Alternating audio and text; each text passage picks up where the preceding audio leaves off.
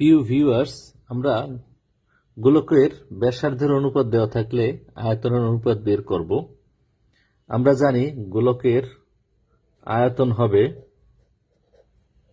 আয়তন সমান 4/3 পাই আর কিউব। এখানে আর হচ্ছে ব্যাসার্ধ।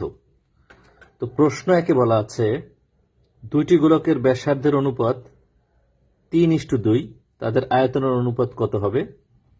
আমরা আয়তনের যে সূত্র 4/3 পাই আর কিউব, এখানে আর কিউবে একটা আর এর মান ব্যাসার্ধ আর ইকুয়াল টু 3 দেওয়া আছে, আর আরেকটা আর ইকুয়াল টু 2 দেওয়া আছে।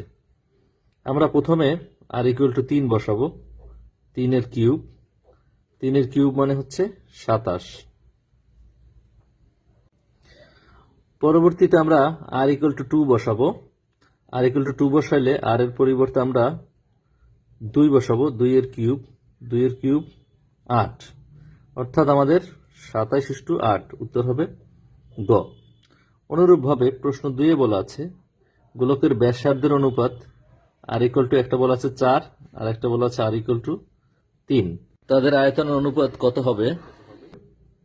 একইভাবে আমরা 4/3 পাই আর কিউব, এখানে আর এর পরিবর্তে আমরা একবার 4 বসাবো, একবার 3 বসাবো। যদি 4 এর কিউব করি, 4 এর কিউব হচ্ছে 64, এবং এখানে আর এর পরিবর্তে আমরা ব্যাসার্ধ যদি 3 বসাই, 3 এর কিউব করলে 27, অর্থাৎ 64:27। ভিডিওটি ভালো লাগলে লাইক করে দিব। ধন্যবাদ।